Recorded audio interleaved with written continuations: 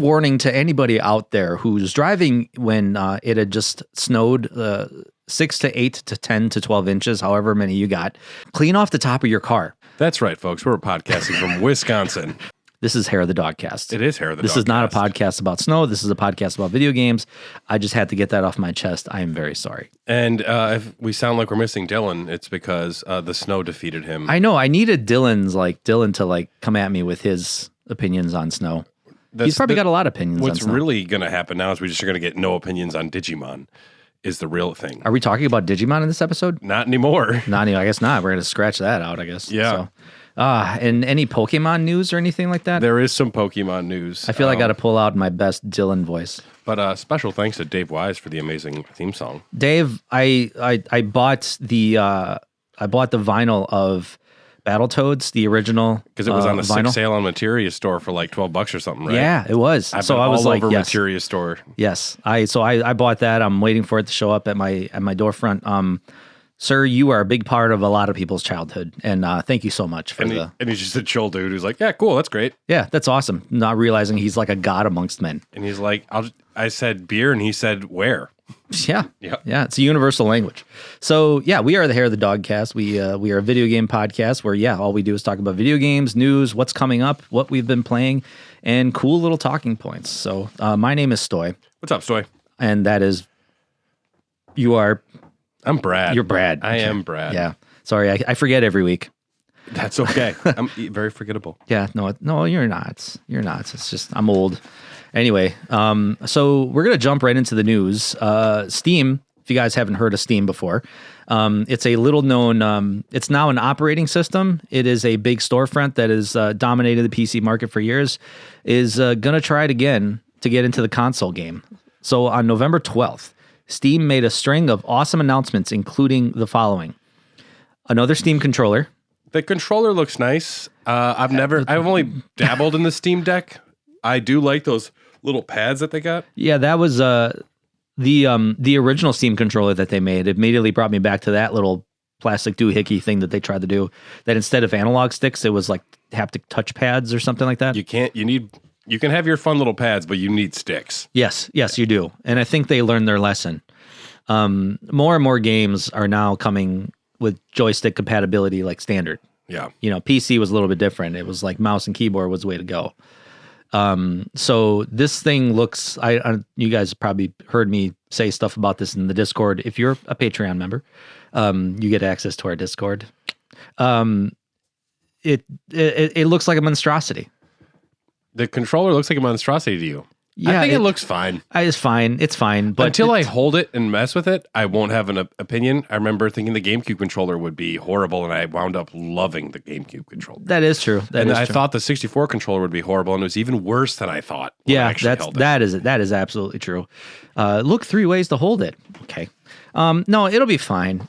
I understand that they have to have trackpads on it for like games with like kind of like mouse support, which is cool. So it's got dual trackpads. It's got HD haptics. It's got gyro. It's got grip buttons underneath the controller because that's a cool thing now. Next-gen magnetic thumbsticks and more. They made a big show about the magnetic thumbsticks, and I don't understand the efficacy, but I can appreciate if they're showing it off. That means there's something cool about it. Yeah, Nintendo got the whole conversation started with their joystick drift, and they were using cheap analog stick technology. Okay. And I think other third-party companies were using Hall effect joysticks. Okay. And now it's magnetic thumbsticks. I love the Switch 2 Pro controller. Yeah. I've been using that a lot lately. Yeah, that thing feels so good. Those thumbsticks feel smooth. Yeah, and then just the material of the actual controller, I'm like gyrating my fingers around like I'm... Yeah. Anyway. It's a great generation for controllers. Yeah, it really is. That's like one of the coolest thing about this generation is all of like, I guess I haven't even used the PS5 $200 whatever the fuck they got. Oh, the Edge thing, yeah. Because even just the DualSense is the most next gen feeling controller I've held with that like smart triggers. Yeah. Yeah. Yeah. And the special vibrating with the triggers. Dylan will appreciate this. I think I was playing World Rally Championship when the PS5 first came out, and it had if you're driving over bumps, you can actually feel the vibration on your brake pedal. Oh, that's cool. It's really cool. And then all of a sudden, if you lose your brakes, you lose complete. It gets floopy. Yeah, it gets really floopy. It's so cool. I was like, we're living in the next gen. Anyway, analysts predict this to be between $100 and $200, which I'm going to say 120.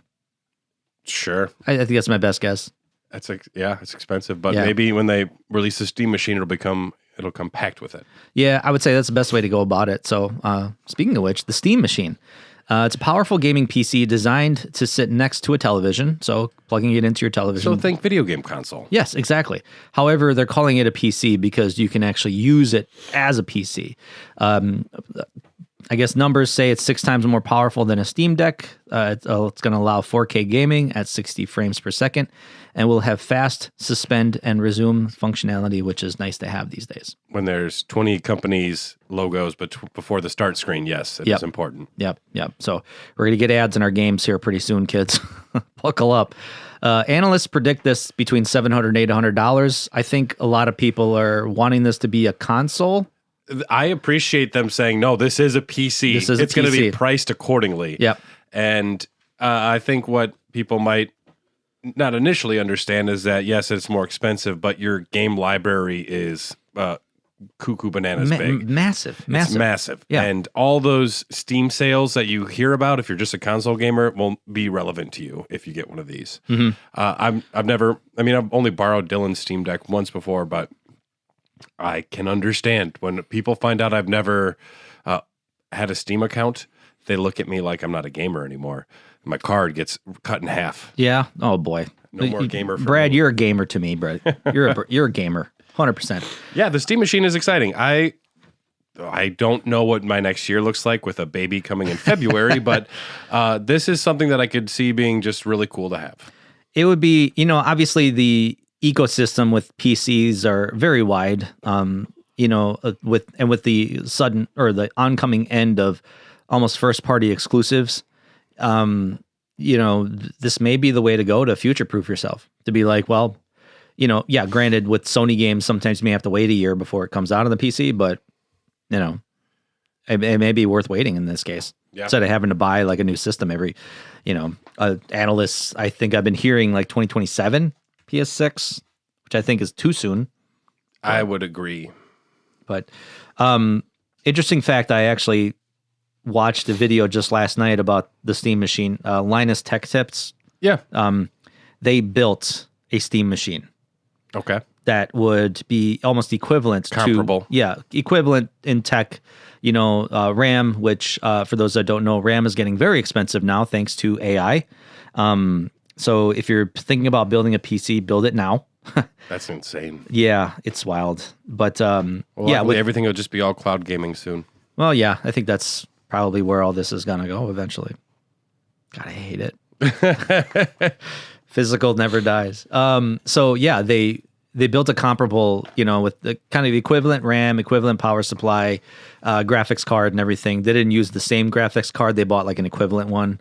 And it was all relatively modest prices. And yeah, they built it for about $700. I think between $650 and $700. And of course, that was at that time. If you were to do it now, prices have probably skyrocketed. So yeah. And I imagine video game console manufacturers or PC console? Now Yeah. it's the future. Yeah. I imagine they're going to sell this at either break even or at a loss. I don't know. What do you think? We'll see. Gabe Newell just bought a $50 million yacht. Well, he's living good. Xbox, when that came out, all the consoles were sold at a loss. Yeah. And that's what it costs to buy a share of the industry. Mm-hmm. Yeah. And eventually the parts get cheaper. You build the same tech. The tech gets better. Ideally, parts get cheaper. Yeah, exactly. So this is expected to come Q1 in 2026 alongside the Steam controller. Very soon. And also, because this is still a thing, we have the Steam Frame, which is next-gen VR hardware with camera-based tracking and no wires. I think of the Mean Girl meme. Yeah. Stop trying to make VR happen. It's not going to happen. I love VR. I do too. I haven't played it in 2 years. Yeah. I was thinking about it the other day because I do want to play Resident Evil 8 and 4 in VR. And I think for at least 8 and 4, I would both need, both of them would be VR2. VR2, yeah. And I'm like, nah, Yeah. I don't have another $500 to spend on another VR or whatever. I mean, I can always. I guess it's like $250, $300 now. It is getting cheaper, but Yeah, you and I can have Resident Evil parties. I could bring my PSVR 2 over. I felt like Resident Evil 5 probably would have been more enjoyable with you. Actually, yeah, I was gonna say that in the Discord that Resident Evil 5 is a lot more enjoyable if you play co-op. I needed the full single player experience for this as well, though. Well, if you want to go back, We'll see. I'm here. We'll see. I'm here for we'll you. have a babysitting party. Yeah, absolutely. Yep. So, You and I can just watch the kid.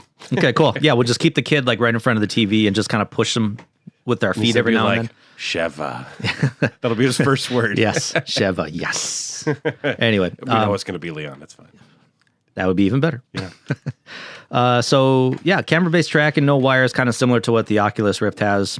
Controllers will have motion controls and capacitive. I was gonna say captivating. Capacitive? Capacitive tracking for all fingers, which is pretty cool. Yeah. This will be good. Yeah. If it's for you, this is the PSVR 2 seems so sad right now. Yeah. And I think the VR gaming is exciting and nobody cares. It's too bad because there's not a lot of big investment in it. Like you want that killer app, Yeah. you know, Resident which Evil 7. Yeah. That was a killer app. that was a killer app for sure. And that I'm trying to think of a more like Beat Saber. Beat Saber, That but was a- that's and that's on any VR headset. Yeah, but I'm trying to think of like any big excuse to get those Star Wars. What is that? Rogue Squadron. That was really good. That was really cool. Yeah, that was fun in VR on the first PlayStation VR. Let's see, Arizona Sunshine. That was really good. The Resident Evil games, like 7 Village and 4 Remake, are amazing in VR. I'm trying to think what else. Really, you're looking at your collection. Like maybe you'll find something. They're hidden behind autographed copies of Donkey Kong Country, Tropical Freeze, and Mortal Kombat 2. Okay. Yeah. Well, anyway, I'm sure there's good games on it. Actually, I just fired up my PSVR 2 last week. I picked up Alien Rogue Incursion Okay. for the PSVR 2. Phenomenal. Because it has the word alien in it. Yeah. Yeah. Yeah, and I heard good things about it. It was on sale for like $12. Yeah. So, yeah, easy buy. So, analysts predict this to be around $700, $900. These all 3 of these are coming out next year sometime. So, it's When I saw this trailer, whatever, this advertisement, I was sitting there. I'm like, oh, Xbox must be bummed right now because Xbox is seeming like very much to be moving into like more of a PC console center. Plus, they have the other models like Game Pass. I'm sure will be available on Steam, but and then like PlayStation sees just like another VR headset. I think this is, and then the Steam Deck was how they led this off. They are taking the whole market of what's popular with gaming right now and just like planting stakes. Like we are carving out a spot for us with Steam, and you can't stop us. Yeah. You have your little fucking war over there with your Marios and Crash Bandicoots, but we have this. yeah. And I think this is probably a response to, and I'm going to say this is probably Gabe and Steam's or Valve's response to Xbox saying everything is an Xbox now, which is kind of a lame marketing strategy for us as, people that play games. But for him, it's probably like, no, you don't. This is my space. This is my ecosystem. I want just Sony's neck when they announce the PlayStation 6. I want them to say like, this is a PlayStation 6. Yes. Yeah. That isn't. That is not. This is. Yeah, because they'll do it. I still love the Xbox One PS4 debacle. Oh, and the PlayStation 1 Sega Saturn debacle too. $399. The fucking big dick energy of Yeah. that. I am That there. Yeah, that was so good. Oh no, I think the Saturn was PlayStation came up after Saturn announced their price. The Sony guy came up to do his speech and he just says $199. That's all. Whatever all he it said. was. Yeah, that's all he said. But yeah, anyway. So we're in awards season for video games, and now the Golden Joystick Awards just happened on November 20th. The Golden Joystick. The Golden Joystick Awards. I don't even know what these are. Yeah, I don't know either. Like It's like the Oscars and the Golden Globes. I don't know. The awards are always a circle jerk to me. It seems much less important for video games. With Oscars, if an actor wins an Oscar, it says Oscar winner in front of every time their name is. They actually get more money for their career, so those awards have a monetary value to them. With video games, nobody gives two shits if you won an award. Yeah, exactly. No one announces, with Golden Joystick Award, Ben Starr as, whatever. I would argue maybe the only valuable part of the award shows is when someone like the head of Larian Studios, Baldur's Gate 3 developer, he can get up there and have a platform in front of a massive group of people to say, fuck layoffs and take care of your employees. Yeah. I think that's important. And if you can have, Christopher Judge just ramble about God of War for 10 minutes, yeah, that's valuable. That sure is valuable. It's just cool getting them to get a platform to say something, but more often than not, it's thank God, thank my mom, and peace out. Well, what is it? The BAFTAs? I heard the BAFTAs are pretty, it's almost like an exclusive, like, Boys and Girls Club. I heard, like, that's pretty reputable, but not a lot of people. It's a small, awards ceremony for, like, storytellers and, visual and voice actors and stuff. It's not really anything that you're going to slap on the cover of a video game for. All of this to say, Golden Joysticks, great if you enjoy them. I figured it's relevant because this is a topic of the year, big games. Yeah, which, we're about 2 weeks away from, the actual video game awards, or, the Jeff Keighley Game Awards. The Jeff Keighley Awards, we should call them. The Jeff Keighley Awards, yeah. The Keigleys. Yep. So some people noticed, as we talked about before, Claire Obscure Expedition 33 took the biggest share with 7 awards, including Best Soundtrack, yes. Best Storytelling, yeah. Best Visual Design, yeah. Best Lead Performer, Jennifer English as Mael. Yes. Best Supporting Performer, Ben Starr as Verso. Sure. Yeah, fine. Studio of the Year and Ultimate Game of the Year. Yeah. Ultimate Game of the Year. Really? That's what you chose with the wording? I think that they do that so then, because there's also like indie game and console game. So if something wins Ultimate Game of the Year, it doesn't also win another Game of the Year. Ultimate category. Just sounds just so, I don't know. It's just a lame name. Like just call it Game of the Year. Like Game of the Year. Yeah. It's like overall Game of the Year. It's like Miss Universe. I'm like, did anyone consult Alpha Centauri about this? Yeah. Has anyone reached out to any of the there wasn't a single Elder Solarian in the entire competition. The Krogan are gonna be pissed. Best indie game, Blueprints. Have you played this? No. I look at it and I'm like, I don't know if I want to get invested. I got to learn more about this Jake Wesker guy before I can do anything else. I suppose, yeah. Best indie game, self-published, which is important to note. I'm glad it said it this way. Indie games, to me, are self-published. Well, I mean... that's how I would define it. To me, if they need a publisher to push... Like, if all of the game is being created one way and then somebody else publishes it, that's fine. You sometimes need help to, like, get out there. I do like this distinction, though. Mm-hmm. Because it's really important because it can kind of like identify, okay, you got some independent studios like, say, for example, Sandfall Interactive. They're an independent studio, but they still have publisher support, This self-published Silk Song doesn't need any help with anything. No, they don't. Yeah. I mean, they could self-publish anything they make in the future. Incredibly small studio. Yeah, exactly. 2-3 people? Yeah.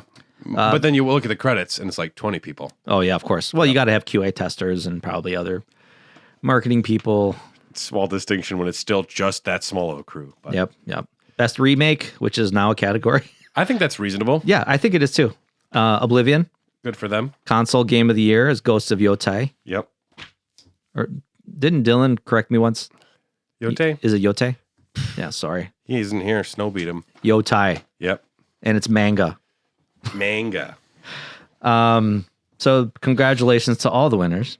And next episode of the Dogcast will be the Doggy Awards, the Dogcast Awards. So the award show that is the most important. The only one that really matters to us.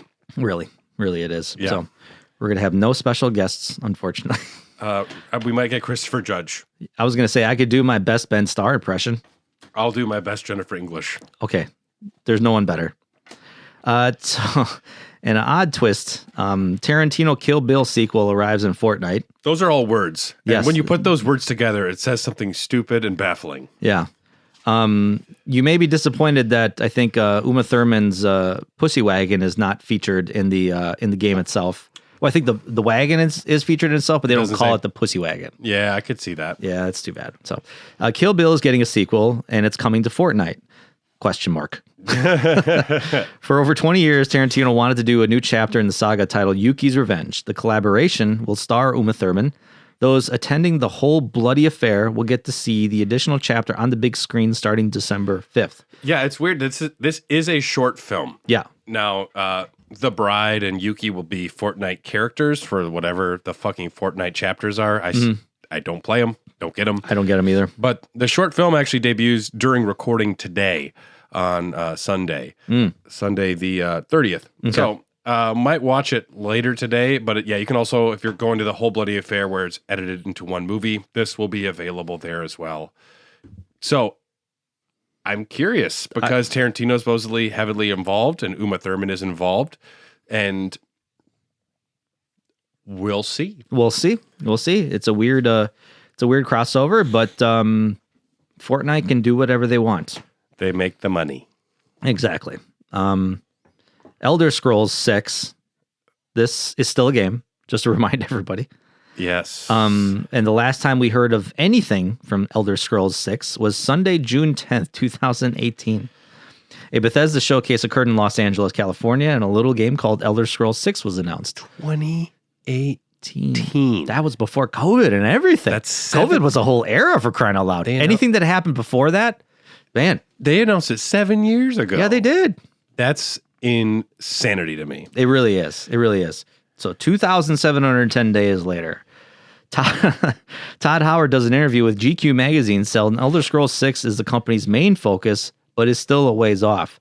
They just had a big play test to give you a perspective on progress. Howard also mentioned he really likes the shadow drop method they took with the Oblivion remake.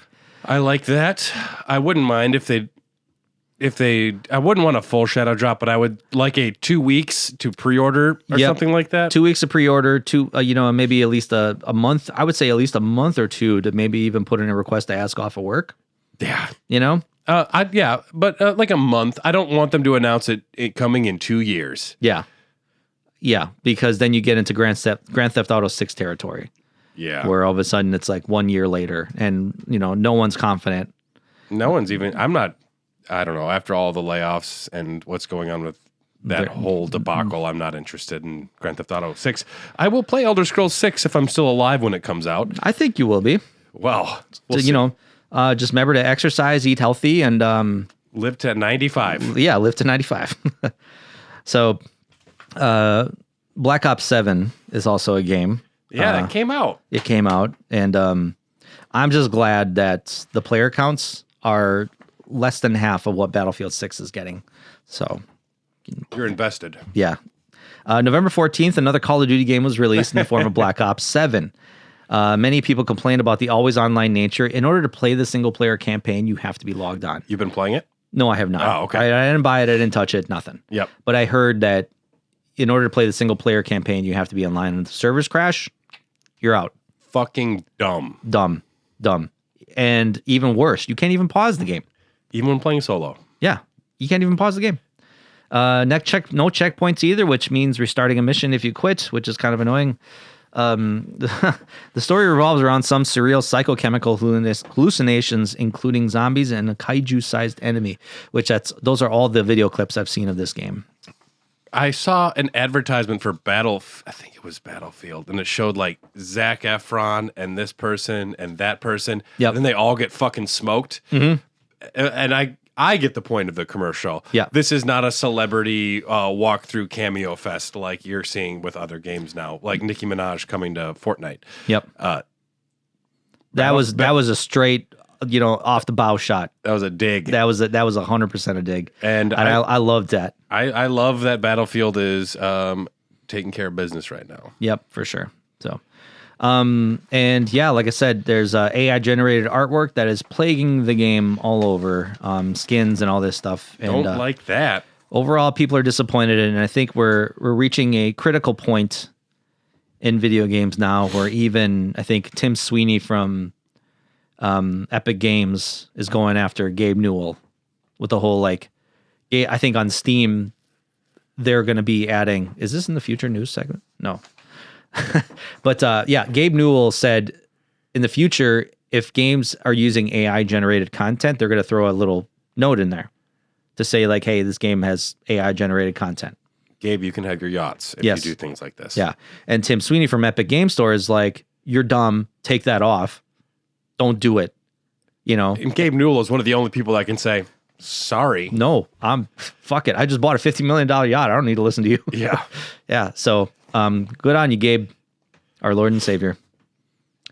Back to bad news. Square Enix layoffs. Financials recently published from Square Enix show they are shrinking its Western division focus on Japanese development. Many layoffs in the US and UK are at risk, which is up to 137 jobs. Under UK law, they must undergo redundancy consultations to try and save jobs. I like that. I like that. They make them sit down and say, is there anywhere else these employees would fit? Yeah. We need to try. Mm-hmm. Yeah, because you can't just be like, sorry, see you later. I mean, not that America isn't the greatest country in the world, but we are not the greatest country in the world. No, especially when you hear about that kind of shit. And it's like, why don't we do that? Oh, because money doesn't allow it, because they own politicians. Capitalism. It is the worst. It is the worst, but this is the best we got. Square also recently stated they aim to have AI doing 70% of its QA work by the end of 2027. You can fuck right off. There'll be more layoffs there. Fuck right off. It's a lot of QA testers. QA testing is like the entry level position to get into video games. You take that away. Yeah. Now I'm mad. To be the late 80s when you could have no experience, be 19, and they're like, here, you're in charge of ghosts and goblins. Here, you're the game director for this whole game. I think that's how Kenji Inafune got his start with Mega Man. Yeah, it's like, oh, you have no experience? You're just what we're looking for. Yeah, you're the director. For those that don't know, Grand Theft Auto 6 has been delayed back to November 19th, 2026. Yeah, fuck them. Yeah. Destiny 3 apparently is the thing. Yeah. Apparently, in extreme early development at Bungie is Destiny 3. Despite the fairly monumental drop-off in player base of Destiny 2, it's been going on for way too long, guys. Bungie seems to want to push it forward. Don't do it. Don't do it. No one cares. Go do something else, please. You know, when they were making a sequel to Hot Tub Time Machine, they thought it'd be funny to call it Hot Tub Time Machine 3 instead of Hot Tub Time Machine 2. And they argued, no, that would be too confusing. Then people would think they missed one and they wouldn't go to see it. Now, the thing is, everyone missed Destiny 2. Yeah. And if you make another, like, numerical entry in a series that people have fallen off and quit caring about, I don't think you're going to get people back in. No. And especially those that already dropped off. You have got to make a pretty fucking good argument for me to download or buy a game. I feel like you'd have to do something almost completely different. Like these 10-year games, what happens when the 10 years are up? Yep. You know? Like, yeah, you had your fun within those 10 years. I'm worried about, like, I was a big Rainbow Six fan growing up. And the Rainbow Six Siege, I had my fun with it the first 2 years it was out, and then I fell off like most other people. And it's like, yeah, what's the plan after 10 years? What are you going to do? Yeah. I don't know. So I think it's time to move on, Bungie. Time to move on. Assassin's Creed Shadows also canceled their second DLC. So fuck you if you pre-ordered the special edition. Ooh, that hurts. Yeah. People can't get enough microtransactions, though. Live service models seem to make everyone happy. This is sarcasm, right? When you wrote this? I think it was written in sarcasm. Okay, all right. Yes. Okay. Yeah, for all yes, everyone's livid and pissed off about this. Okay, sorry, I wrote that wrong. Oh, you wrote that on your notes, not on mine. Yes. Assassin's Creed Shadows director Simon LeMay Comtols said in an interview that they plan on leaning into it more going forward. How do you not know your audience? Microtransactions, this is a quote, microtransactions, for all the flack it gets, it allows us to do the ISU stuff, the quest stuff, the parkour updates, all of it. And they did like Revenge of Titan. So now you're fighting kaiju. Attack on Titan. Yeah, whatever. I understand that it's nice for them to get little bits of money to keep the continuing game experience going. Also, I'm not there for that, and I'm never going to be there for that. Nope. I want to buy a game and play a game. So when your Assassin's Creed game drops to $15 2 or 3 years after it's out, I'll buy it. Yeah. Until then, fuck off with your little This is not a game for microtransactions. Mm-hmm. It has been really annoying in the more recent Assassin's Creed games how the title screen is like its own storefront.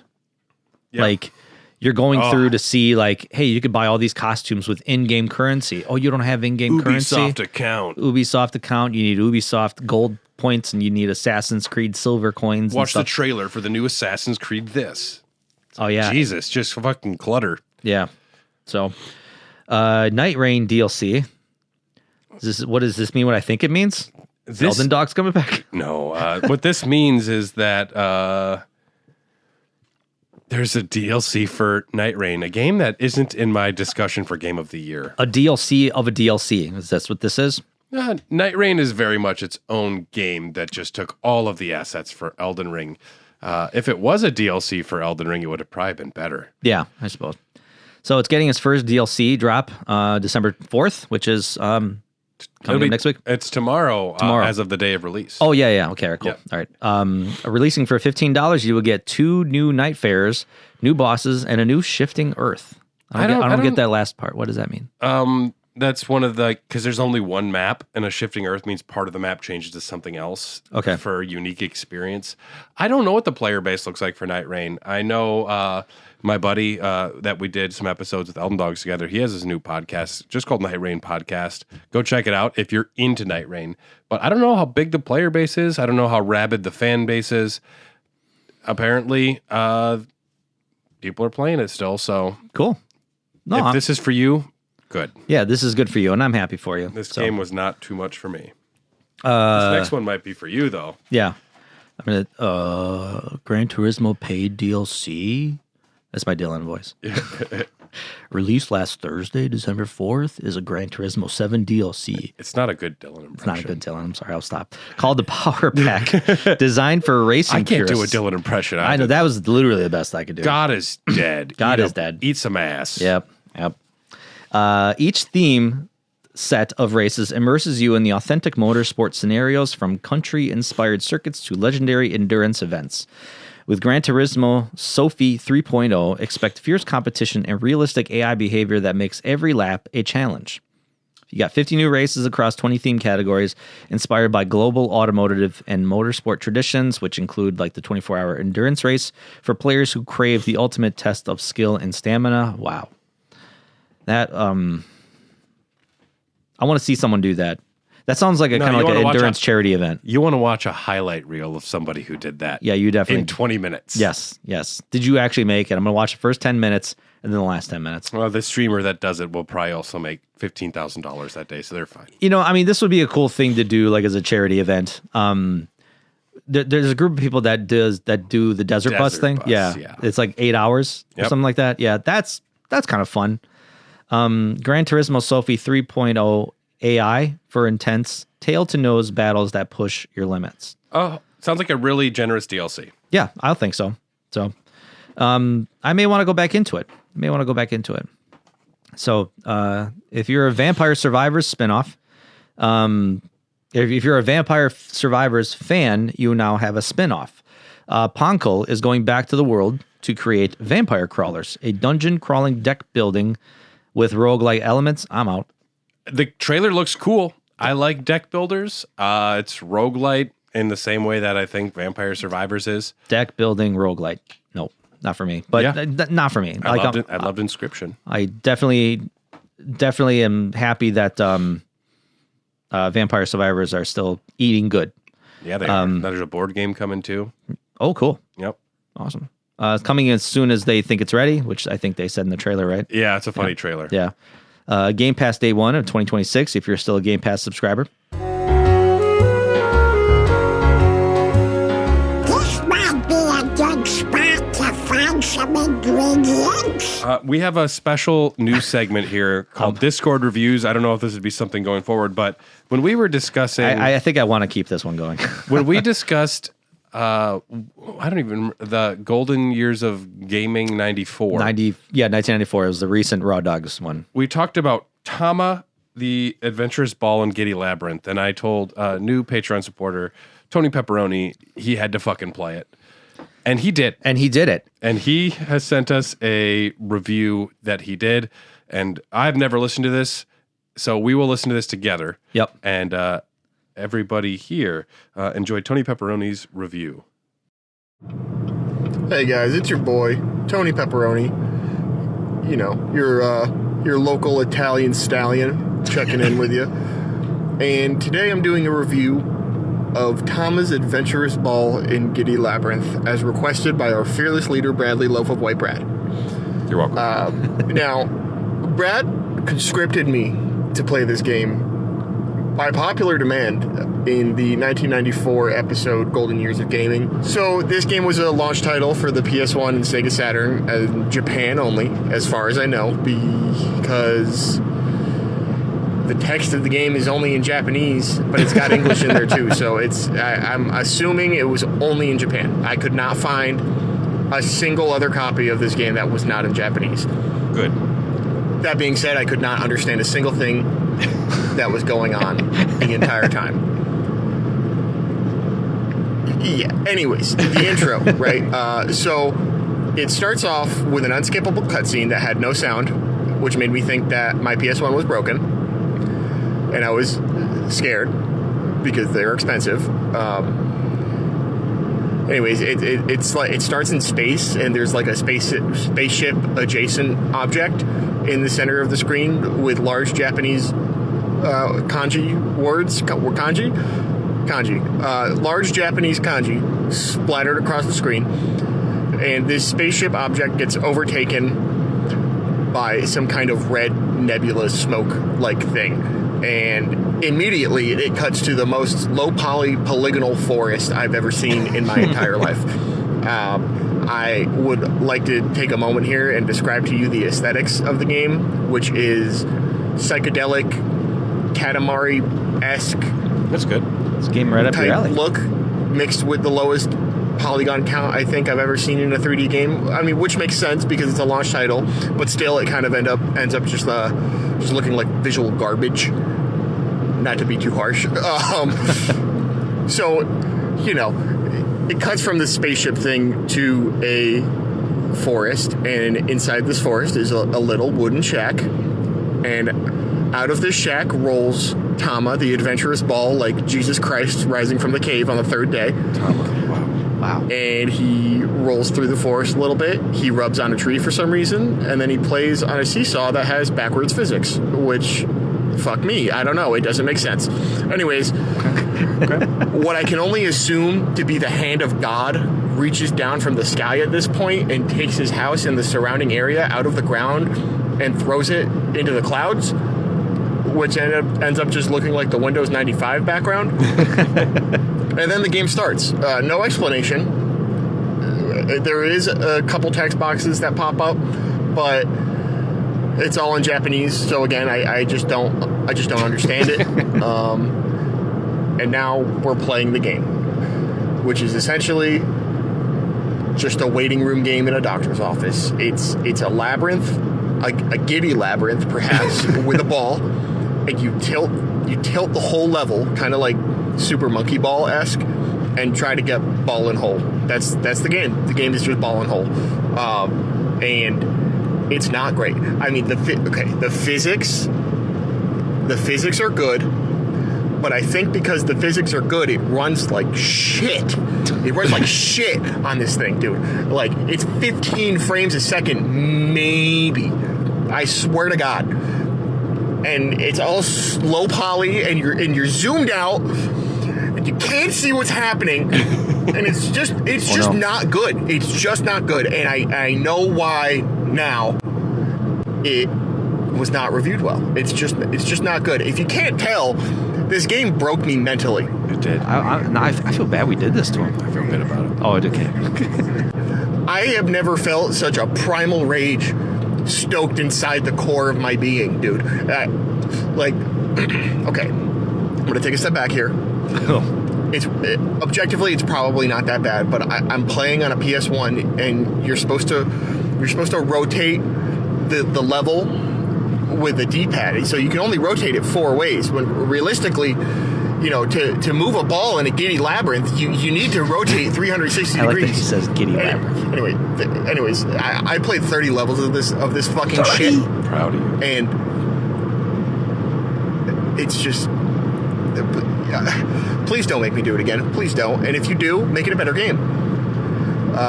This has been Tony Pepperoni's Power Hour. Signing off.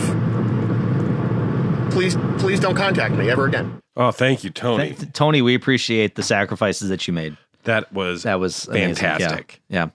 Now I never have to do it. So that's awesome. That's amazing.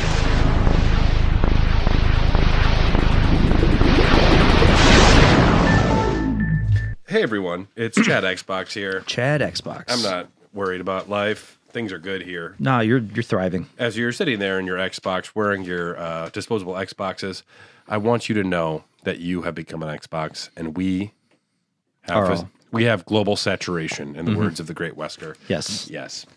Global saturation. I'm glad you said that. Man, that's so cool. Once we declared everything is an Xbox, we actually won. Yeah. Oh, PlayStation's won the console war? Shame it's an Xbox. It's shame that everything is a console, so we're just like a virus now. Gotcha. Yep. Yes. The X virus. Game Pass added in November. We got a bunch of games, and I haven't heard of most of them. Dead Static Drive, Egging On, Void Train, Pigeon Simulator. Tyler woke up somewhere. Yep.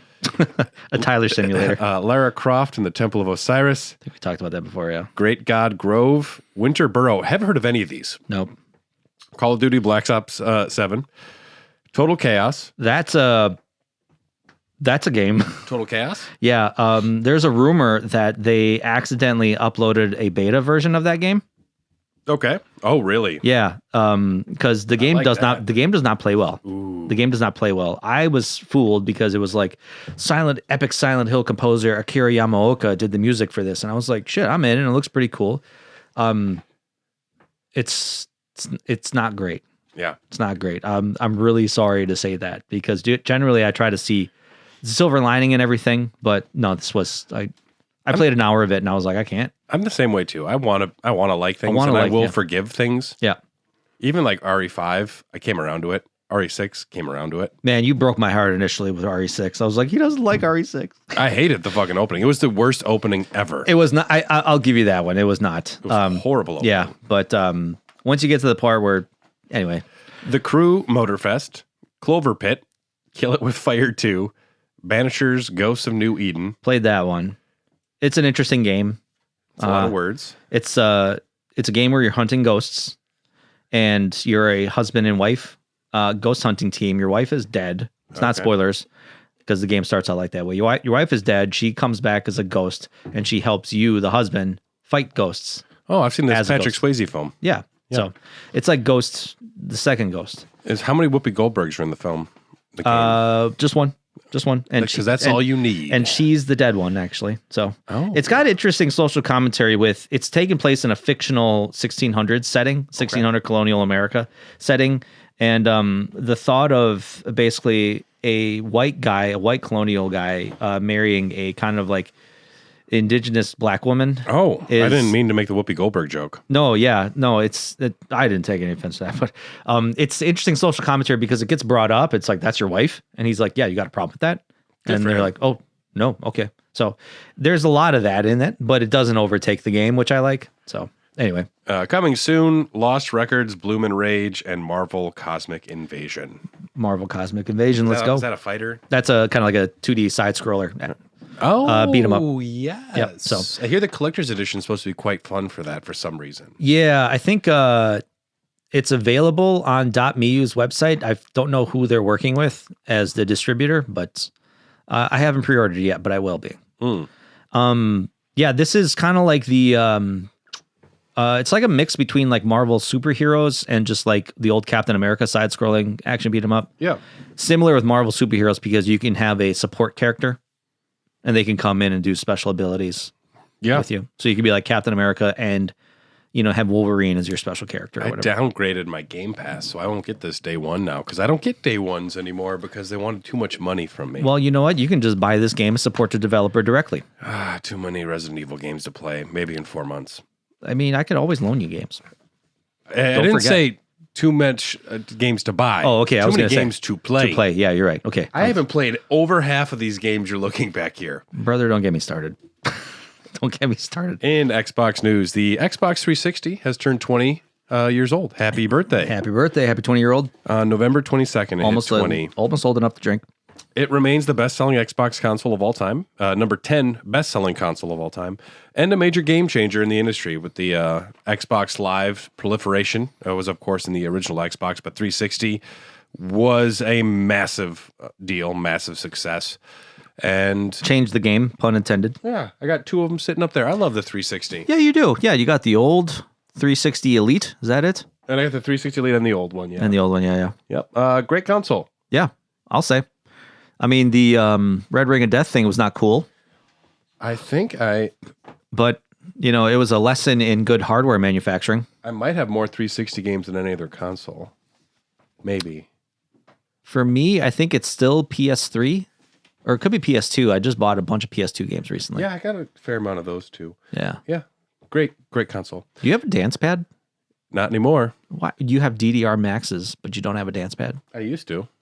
It's easier to hold on to a game than it is to hold on to a dance pad. Yeah, because where are you going to put a dance pad? I threw away that SOCOM gun controller the other day. Oh, you did? Okay. Because, I mean, you don't want it. And no, I have my own, and I don't use it. I have it stuffed away. So Xbox president Sarah Bond recently jumped onto YouTube to talk to Fortune magazine and discuss the identity of the Xbox brand. She acknowledged that transitioning a console-centric brand towards a broader Play Anywhere ecosystem is challenging and often elicits resistance. But yeah? Yeah, no shit. Yeah?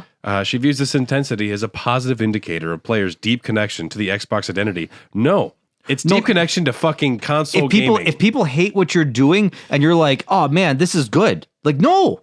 If somebody doesn't like the new song from Taylor Swift, it's not, well, I don't know if this is a great example, but the point I'm trying to get to is it's not like we're fiercely in love with your Xbox. If you're taking the Xbox and changing it, what we're in love with is playing video games on our console at home. Mm-hmm. And if you're trying to change the way that works, we have PlayStation. Yeah, we can go elsewhere. Yes, we have this little like Steam Cube thing now. Yeah. She also confirmed that hardware remains absolutely core to the Xbox experience and that more powerful future consoles are in development.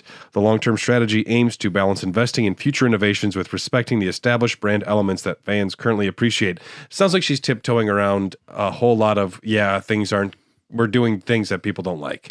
Yeah, I mean, this is all shareholder speak, basically trying to appease the people that don't buy your product and saying, like, we hear you and we're not listening to you. We appreciate your thoughts. Yes. We're going to keep doing what we do. Because it only drives us forward to do whatever we want and not care about what you think.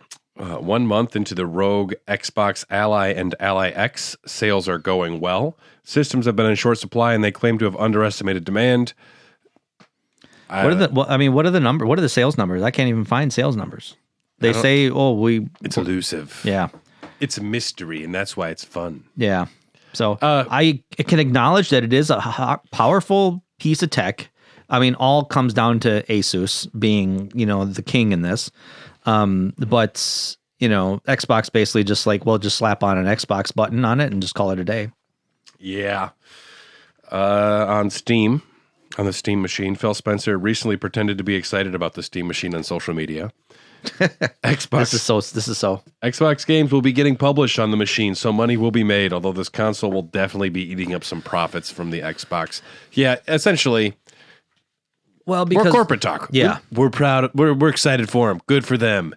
It's an Xbox. Fuck you. Well, because that's the rumor of what the next Xbox hardware is going to be, right? It's going to be Windows based, and that's going to be a direct challenge to Steam. And when people find out Windows is a terrible platform to play games on, yes, you fucked. Yeah. This is bad. This is bad for Xbox. Yeah. Cloud gaming numbers in a November update. Xbox shared some of those numbers, and cloud gaming for Game Pass subscribers is up 45% on last year compared to 2024, which means that one person has now almost doubled. Yes. So now it's two. Nice job. I don't know who's doing this. I accidentally play some games on cloud sometimes, and if it is the easiest, low poly, cheap, old looking game, it might be acceptable. Even latency of 1 frame fucks it up. Mm-hmm. I don't like it. Yeah.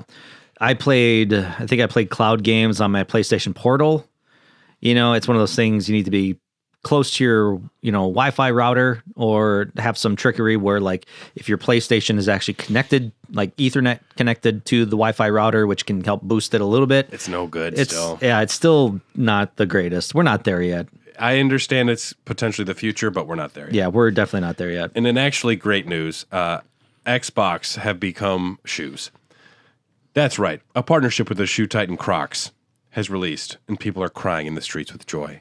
That is also sarcasm? No, no. that's not sarcasm. X Crocs. Okay. X Crocs 360. X Crocs 1 Series X. Crocs. Think about it. Yeah. Equipped with a 5-pack of Xbox and Gibbets charms, featuring fan favorite characters and icons from Halo, Fallout, Doom, World of Warcraft, and Sea of Thieves. For $80, can you afford not to get these? No. I'm on my way now, buying them as we speak. We'll be right back after we go and buy them. Yes. And this has been Chat Xbox. Tell your mother we say hi. She knows what that means.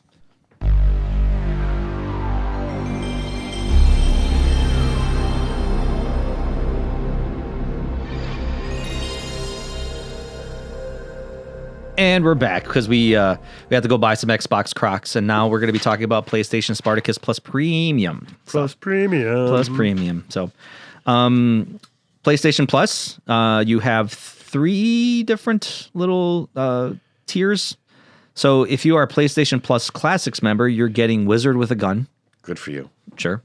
If you're the PlayStation Plus Extra member, you're getting MotoGP 25, which motorcycle racing games are so hard. I remember Moto Racer 2 or 4 or something in the day being good. Mm-hmm. That's it. Yeah. Monster Jam Showdown, if you like monster trucks. The Talos Principle 2, if you like puzzles. Thank goodness you're here. If you like sarcasm. If you like sarcasm, okay, cool. All right. Insurgency Sandstorm, if you like first-person shooters, I guess. If you're not Anakin Skywalker. Yeah. You hate sand, that's all I got. Still Wake Sadiq, if you like Scottish accents. Is that Scottish game? Oh my God, is it Scottish? Cool. Normally I don't play games in subtitles. I like to be immersed. Yeah. But this is a game you need subtitles for. Everyone's speaking English, but it's so heavy Scottish, even down to the Scottish obviously there's like Scottish specific words. Yeah. And especially when they insult each other, it's like they use words and it's like, what does that mean? And even in the subtitles, it's in parentheses what it means. Yeah. It's so cool. It's actually a pretty interesting horror game, walking simulator type. Okay.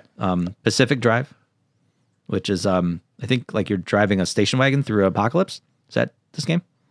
Sounds good. And GTA 5.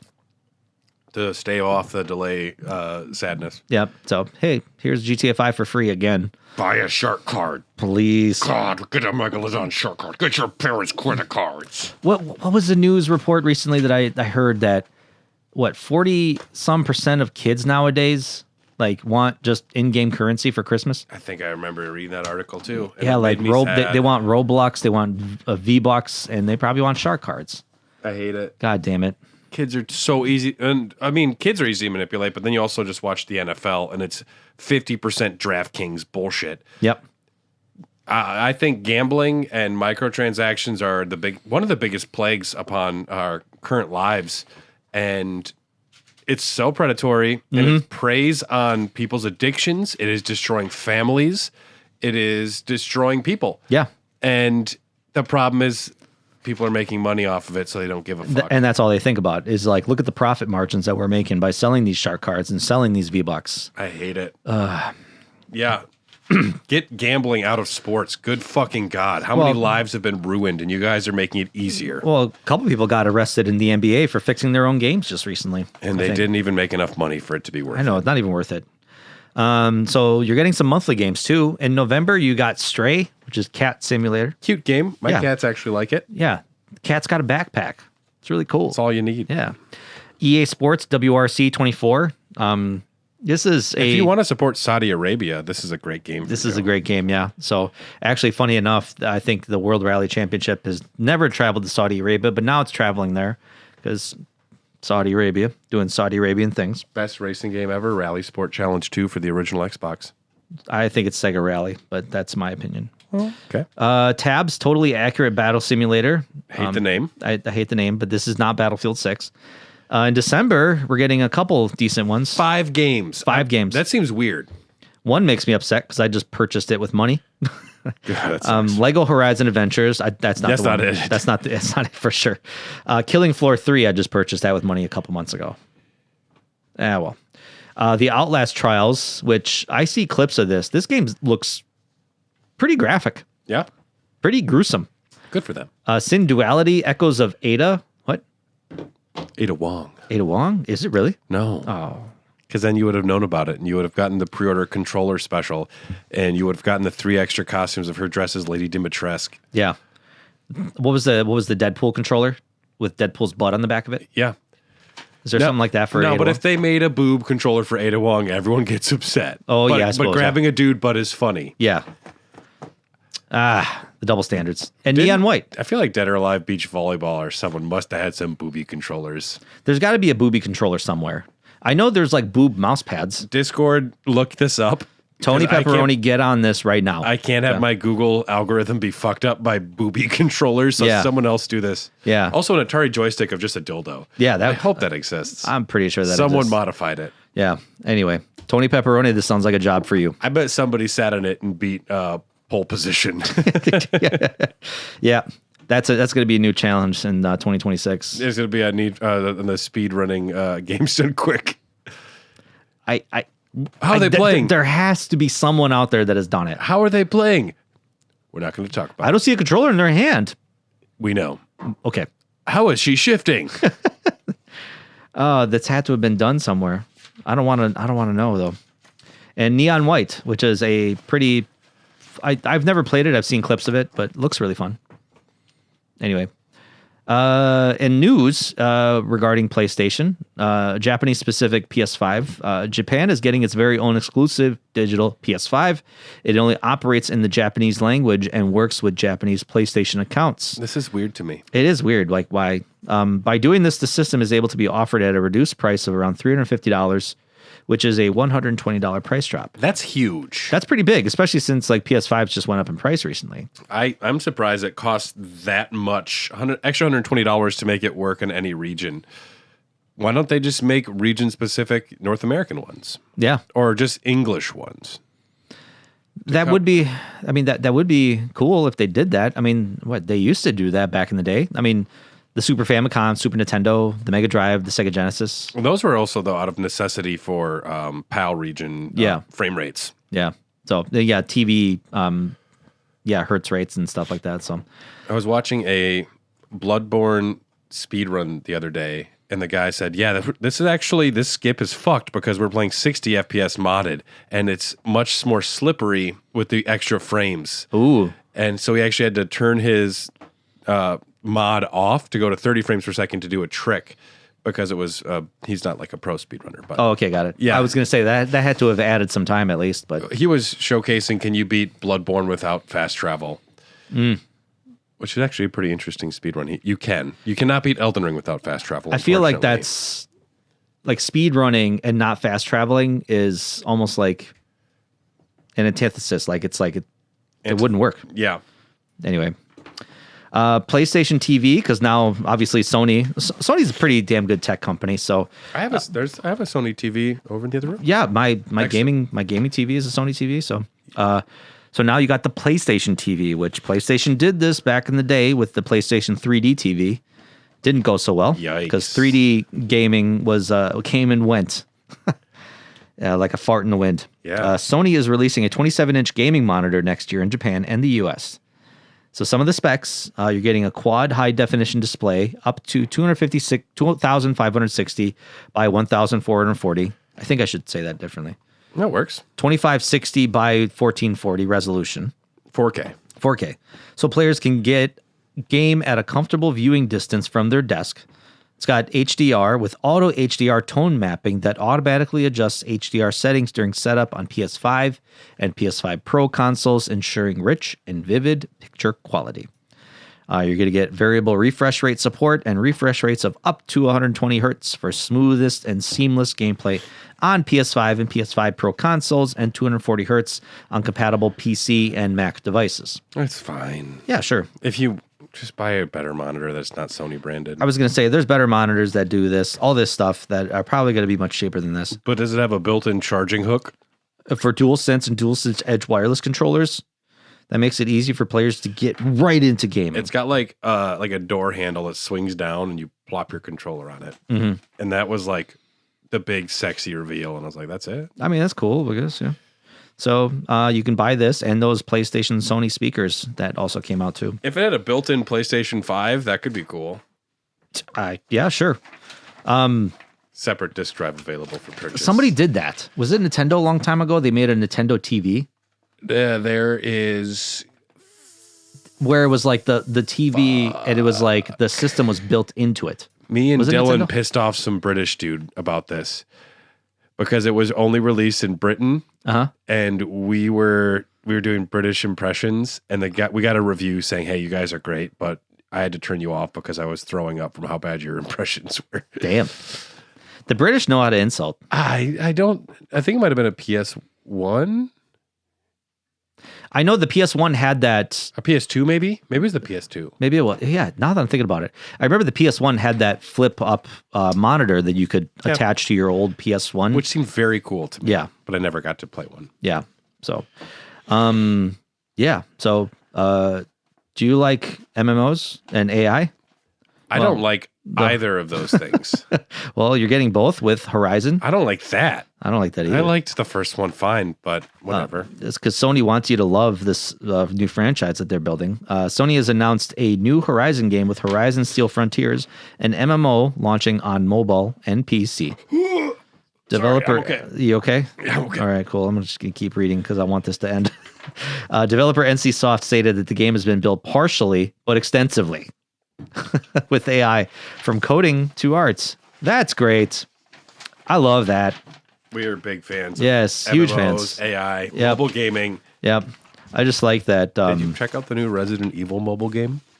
No, a friend of mine told me about it. It's out. Yeah, and he I pre-ordered it. how do you pre-order a mobile game? I don't know, but it started downloading automatically, whatever okay. it was. And I haven't played it yet. Okay. Yeah, I'm not going to either. No, don't turn it This off. game is not directed to minors, it said though. So, Okay, cool. yeah. No, the friend of mine, the guy I was like, I'm really into Resident Evil with, he said he played it all but 20 minutes. He was like, nope. Because it's like, they're so predatory. You know, you play that opening intro and you're like, wow, I can really get into this. And all of a sudden, the ads, the microtransactions, all that predatory shit just smacks you in the face. And They're it's like, optional. Just watch a 2-minute ad for them. yeah, exactly. And like, this is completely optional. You can play the game by itself and not have to do this, but we're just going to remind you every 5 minutes that you can do all this. Do you want to play as Rebecca Chambers in her basketball outfit? There's $2.99. You need to buy R-Bucks now. $2.99. $. R-Bucks. Ugh, just made myself cringe. Anyway, after 4 years of Bungie's acquisition, has it paid off for Sony, you think? No. No. An acquisition that cost Sony $3.6 billion. Most reports show that it has been an utter disaster. Sony has recorded an impairment loss against a portion of the assets at Bungie. And you might be asking yourself, what is an impairment loss? And I'm going to define it for you because I was like, what is an impairment loss? And I read it through and I'm like, okay. An impairment loss is an accounting measure where Sony officially reduces the recorded value of Bungie's assets. Accounting rules require that if the estimated future cash flows or fair value of that asset drops below its book value, the company must record a record of a loss to reflect this diminished value. You were required on paper to say this is bad, it's going bad, and we're losing money on it. Yeah. Hilarious. Yeah. I actually think this happened I was talking to my brother about this, completely unrelated. Volvo was bought by Ford for like $5.8 billion in the early 2000s. They completely wrecked the Volvo name and, brand and safety and all this stuff. They sold it to a Chinese company, I want to say 10 years ago for $1.8 billion. Yeah. So they lost $4 billion. Almost. Yeah, and Destiny 3 is going to turn it around for them. No, I can totally see it when it comes out in 2040. Yeah. So That's funny, though. yeah. Not a ton of PlayStation news. Nah, there's Sony just, I think keeping their nose down on the ground and just kind of, we're going to keep on doing what we keep on doing.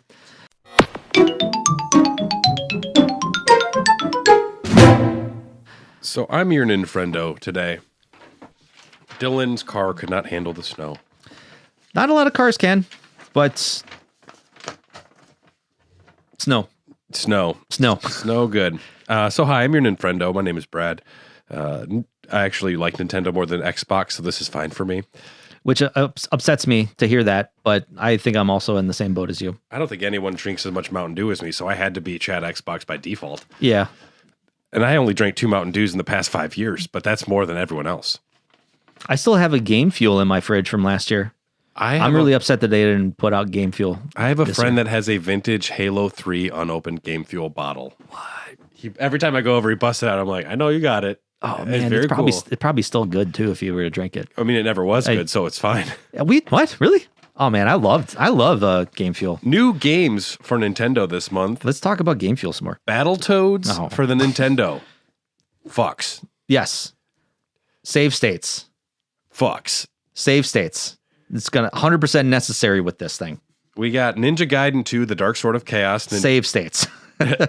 Another game that you are very fond of, though. Mm-hmm. I talked about it in a Retro XP episode where I talked about all the Ninja Gaiden games, and this is arguably my favorite out of all the series. Bionic Commando for the Game Boy. Cool. Yeah, cool. Kid Icarus of Myths and Monsters. Bring Kid Icarus back. Yeah. Maybe cool franchise. What's his face? Pit? Sakurai. Oh, Sakurai. Yeah, he did Kid Icarus for the 3DS, which I thought was a pretty good game. Never played it. I thought it was pretty good. It's kind of neat. News for the Nintendo. Metroid Dreaded. Metroid Dread comes out December 4th, tomorrow as of this release. And just Metroid 4. Metroid Prime 4. Metroid Prime 4, yeah. Yeah, Metroid Prime 4. I put Metroid Dread because it is dreaded. Mm-hmm. My pun didn't work as well as my head made it sound. No, your pun's still good. The final leg of the race, though, has been a bumpy one. Yeah. In a hands-on preview from Nintendo Life, some journalist played a section of the game and came away both confused and disappointed. The presence of a fully voiced Marine companion known as Miles McKenzie made everyone very upset. He never shuts up. He's constantly trying to be funny in a game that is about quiet, desolation, atmosphere, science fiction, horror. You have Miles fucking McKenzie talking the whole time. It must be bad. Because, like, there's all those, like, quirky, dumb sidekicks that are just, like, prevalent in so many games that are just, like, this is the comedic relief. But they're not in Metroid games. They're not in Metroid games. That's the difference. I'm like, it must be so bad to the point where it's like, man. One of the reviewers I read, he said that he finished playing a section and he was so confused. He looked around to see if it was like a joke or see if am I misreading something? Because he's like, there's no way this is real. And everyone else kind of had that same feeling. The fact that Metroid Prime 4 was largely finished and then they scrapped the whole thing because they didn't like it to make this. Yeah. Very confusing to me. Yeah. Although it comes out tomorrow, I will play it and we'll see. One writer wanted Miles McKenzie to suffer a painful, embarrassing death off screen. It must be bad. Yeah. It must be bad. I feel bad for this voice actor. He's getting the full Jar Jar Binks treatment right now. I know, no kidding. Oh man, that's Initial thoughts are mixed on the game. A lot of people praise the gameplay. Some people have said that the big open world spots are boring and there's nothing inside of them to do. Yeah. All the trailers that I saw is like big desolate sand dunes and stuff, so it's probably just like a means to travel from one point to the other and just really nothing to do in between. Yeah. Just to give the world a sense of scale. But you get to ride a motorcycle. And that's enough for you. That's enough for me. Super Mario Galaxy got a trailer. It's coming to cinemas April 3rd of next year. Sooner than I thought. I will say the trailer, awesome. I much prefer this trailer to the first movie. Mm-hmm. The first movie I thought was very predictable, very boring, very safe. Yep. And the whole opening of Bowser in a little Bowser's castle painting, that's all funny to me. Yeah. And the fact that him and Luigi are homies, he's like, yo, what up, Luigi? Luigi's like, what's up, little guy? Yeah. And then Mario comes in like, he goes, Mario. Yeah. All of that works. Yep. And we get Bowser Jr. He's got like his little painting theme, which from Sunshine, but he also has like wonder coded like variation to him. We have Ninjas. We have worlds from Mario Odyssey, Mario Galaxy. If anything, I'm worried they're going to blow their load too hard because they could make this like 10 Mario movies, and this is taking a lot of the stuff up. Yeah. It's got a giant casino. It's got Rosalina, voiced by Brie Larson, like that.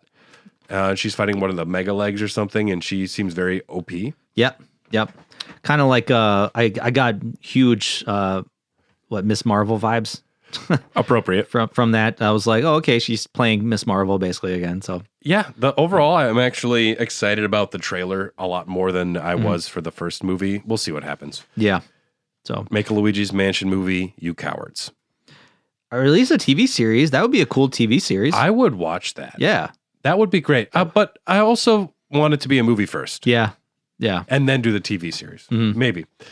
Zelda is getting a live action film, and 3 images for the movie were recently released showing Link and Zelda in costume with the backdrop of New Zealand, also known as Hyrule. I think that the Do images... you think this was on purpose? No, this there image was, leak? There was a leak earlier that day, Okay. and then I think that they're like, I just put out some official ones since people are seeing it. All right. I like the images. I like the images too. Link looks great. Somehow they make his hair look proper for that character. I like the actor a lot. He was in Bly Manor. I forget his name offhand. Oh, okay. But he was great. And I think he's going to be a very good Link. And Zelda, she looks great. I think I was mostly concerned with what version of Zelda are we going to get? We're getting Breath of the Wild. Okay, we're getting the Breath of the Wild Zelda. I have a feeling this will be the Breath of the Wild story too. Yep. Link will wake up and he'll have to go interact with a few different tribes and then he'll fight Ganon. I think this movie could be great. And I think that Had they confirmed, is that the Breath of the Wild story, or is it kind of like just all speculation at this point? the costumes all but confirm it, in my opinion. Yeah. Yeah. Because, yeah, I mean, obviously they could, there's so many different, like, I mean, every Zelda game technically opens up with an origin story of like Link as like, hey, you're the new hero in this tale, even though it's like you're following a generational line of Links that date back centuries almost. In the most confusing timeline ever Yes, made. exactly. Which Nintendo's like, we really don't know if there is a timeline, but here's one we just made up. They do know. There's 3 timelines. Yeah, but I think they made that shit up. Well, all timelines are made up. I know. I think they were just like, yeah, let's just, we're going to put this in this timeline. Dinosaurs made And then up. all of a sudden, Ocarina of Time just split everything into 3. Nintendo has acquired a majority stake in Bandai Namco Studios Singapore. The studio will now become a Nintendo subsidiary and go by the new name of Nintendo Studios Singapore. That's nice. Interesting. Yep. Dusk Bloods, another Bandai Namco property, still coming out sometime in 2026. People were, I think, a little crestfallen or disenchanted by Night Rain. A lot of people wanted more Elden Ring, and then that didn't deliver to some people. To me, I'm like, it's not Elden Ring. I was going to say, which is interesting. It's just like, what? I don't know. It's a weird thing to ask for. Yeah, I mean, if Elden Ring 2, I would love, and Elden Dogs would come back for an Elden Ring 2. Yeah. But Night Rain, I'm not a big online I don't like playing in structured 20-minute design missions with other people. That whole like raid system, not for me. I used to play Destiny. I don't have time for that anymore. Yeah. And that's the big thing. And I don't have time for it, but Dusk Bloods, there's a leak recently revealing, from what I know, the Dusk Bloods was greenlit even earlier than the marketing period for Sekiro's release. It is the From Software title that has spent the longest time purely on gameplay prototyping and validation amongst all of their games so far. Although it's PvE and PvP, it reportedly contains many innovative elements the team themselves are very proud of, and this is directed by Hidetaka Miyazaki. So the man's at the front. That man being on there does a lot for me. I don't know what it will all mean, but I'm curious at least. I don't. If there's a solid experience not online, that would mean more to me. We'll see. I'll wait till people tell me what they think, and then I'll gauge. Yeah, whether or not to go PvE, in. PvP elements. I mean, it's definitely interesting, and Nintendo is not very well known to have a big, robust multiplayer system, especially in terms of something like, I think Dusk Bloods will bring in a lot of people. You know? There are From Software heads that are like pre-order, Yeah. purchase, pre-order, collector's editions. Although, fun fact, the Elden Ring Shadow of the Erdtree collector's edition dropped to prices of historically low $40 for the Mesmer statue with Shadow of the Erdtree. Like now? Yesterday, Wow. it sold out. Of It went course. down to as low as $60 because that thing was sold for $240, $250. Yeah. And it went down to 60, and I'm like, not yet. And it went to 40. Cold. And I went to 40 and I said, but then it sold out. Oh, Which is fine. I didn't need a fucking little Mesmer statue anyways. yeah. Where are you gonna put that thing? I got the devil from Cuphead. That's all I need. There you go. And my Jar Jar Binks cup. Everybody needs a Jar Jar Binks cup. Yeah, Everybody does. I got it from Pizza Hut. What? It actually has movable arms. Oh, okay. Oh yeah, that is a Pizza Hut cup. Yeah. Jar Jar is a Gungan from the underwater city of Otogunga. The most powerful Star Wars character in all of. 1999 Tricon Global Restaurants Incorporated. My Jar Jar cup. Got the branding and everything. Love you, buddy. I talked to it. Let's talk about some Mario 64 speedrunning news. All right, cool. One of the most popular speedruns of all time. And it keeps going faster and faster every year. Mario 64 recently had a new development.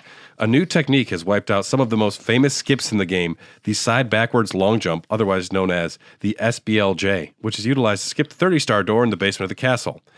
Now the new technique is called the crack slide. I love the name. Yeah.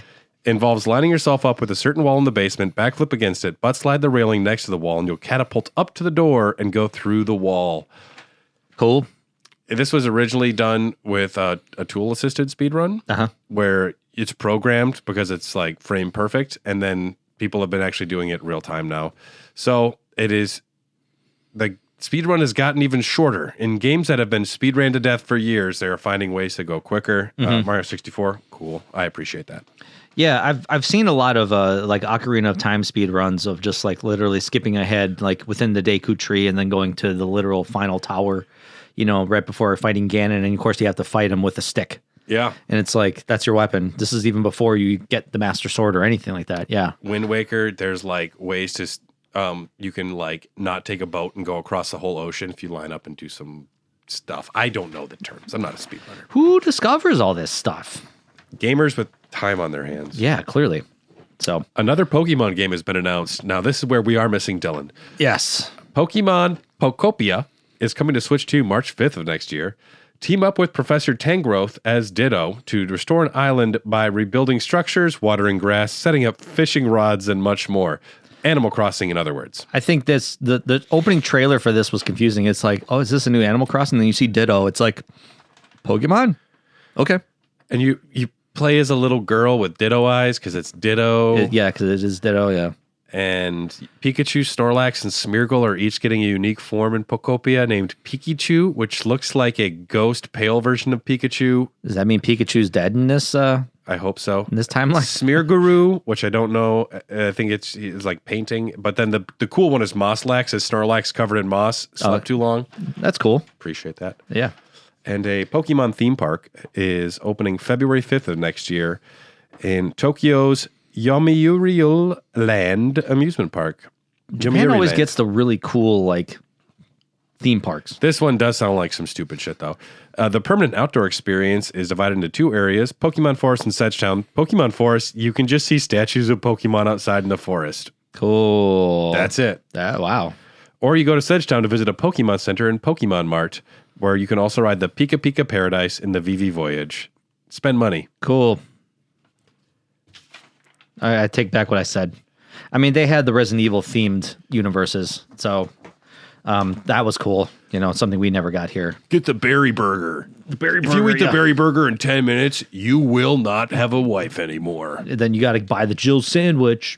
Oh, how did I miss Jill sandwich? That Yeah. one is just the... I know. I was like, you went to the berry burger right away. Well, I would eat the berry burger, or the berry sundae. The berry sundae? Yeah, there you go. And that's Nintendo news.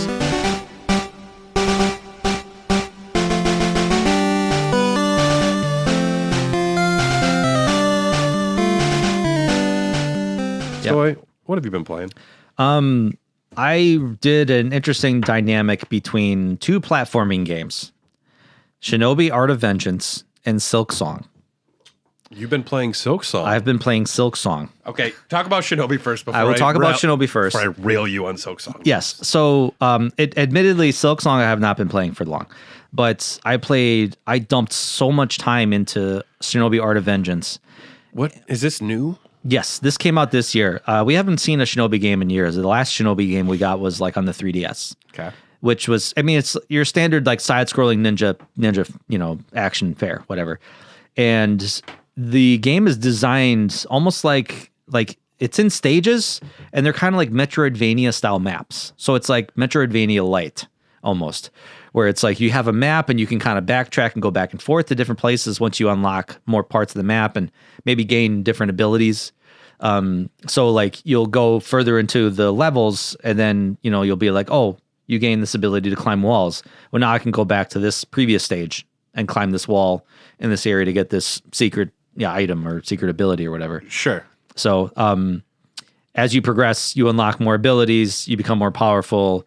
You can wear charms that can kind of increase your hit capacity, increase the power, or like, you know, increase your shuriken count because... Some RPG stuff. Yeah.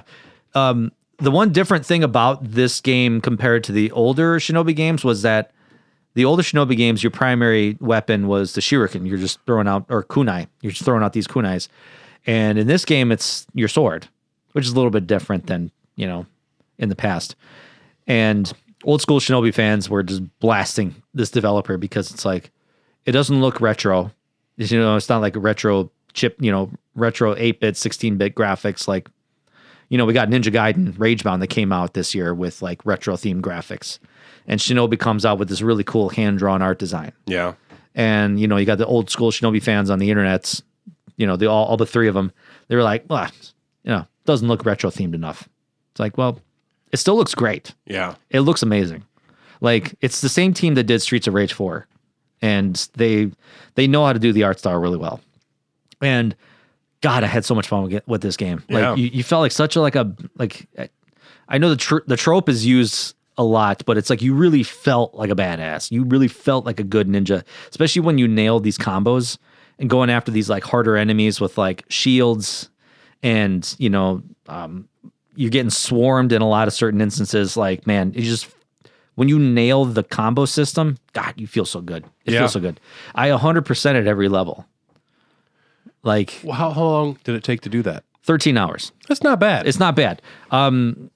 You know, if you were good at platforming, you know, you could probably do it in a shorter amount of time. But a lot of the platforming sections were like Celeste level difficult. How much Celeste did you beat? I beat Celeste, and I know obviously those later sections were like. So you beat the A side levels. Yes, I did. So yeah. you didn't beat I didn't beat B-side. B-side. B-side No, levels. No. Or Because even I'm a C-side baby. levels. I'm a baby. Okay, because you say Celeste difficulty, that means many things. Okay. So Celeste A side, I guess I didn't. Okay, beat so like B-side. baby, you like baby mode levels. Yeah. I mean, some of these platforming sections were pretty difficult. No, and I'm just teasing, of course. Okay, I know, yeah. Because A side does get difficult enough, but there's a spectrum. Obviously, the later levels of Celeste, you know, where it got difficult. I mean, and a lot of those sections are optional. You know, if you wanted to get like, I love a platforming challenge. yeah, and some of them, one of them came down to a point where I had to YouTube it. I was like, how do you do this? You know, it was like a kind of like an optional section where you had to go down a pit, and then you had to avoid these like spinning blades. And then you had to avoid these like fire sections.